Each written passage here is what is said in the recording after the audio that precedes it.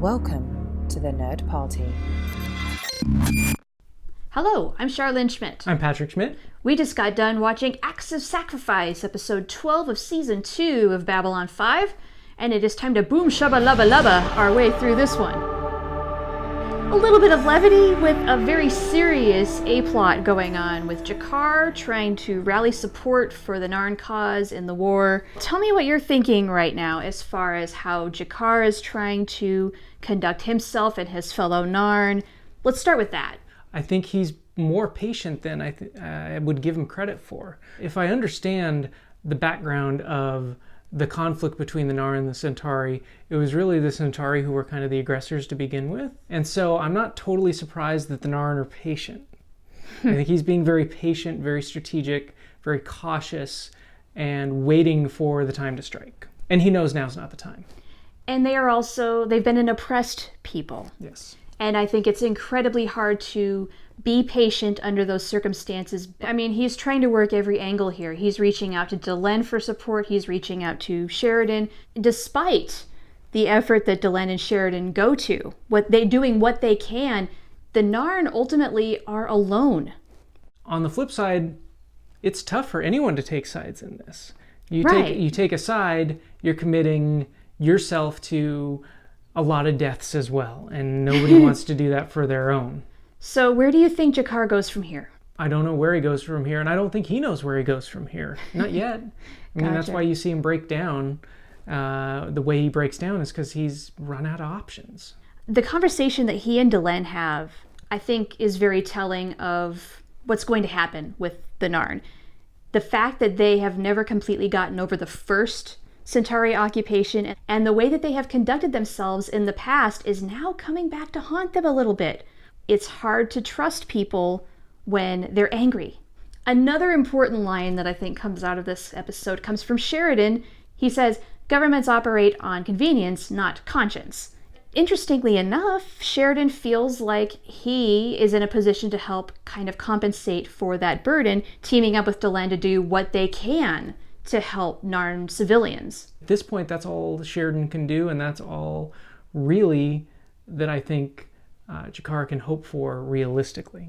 Well, what about Londo? He's getting a lot of attention, but it's from people who want something from him, and this is a new thing for Londo, and it seems to me that he doesn't really care much for it. Londo is now really looking for friends. Power and friendship are not things that go hand in hand. I don't think he realizes that, and I don't think he ever realized that.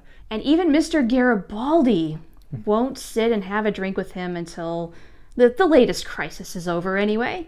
Why should he? Well, yeah. I think people are unsure of how to relate to him anymore. Once all your dreams come true... Then what? Then what? And once you realize the power that you wanted, and you realize it's not everything you wanted it to be, then what? What happens when your world crashes around you? Let's move over to the B-plot. Ivanova's latest venture in the fine art of diplomacy. Dealing with the Lumati. They seem like people who really think highly of themselves, and that's about it. At a certain point, they're right. At a certain point, what they're saying is weed out the weak to make your race stronger. And that's kind of what evolution does, but at the same time, who's to say what's weak and what's strong as part of a race and part of a species? And right, that's what Dr. Franklin was saying. Right, I'm glad they went there. It was fun to think about. It certainly was interesting, and especially given how this plot resolves itself. Mm-hmm. What did you think about Ivanova's solution to seal the deal, so to speak? She ultimately did what she needed to do to get the deal done, but it sets up an expectation moving forwad that I think is dangerous. But by the time she has to deal with them again, they'll have figured out that they were tricked.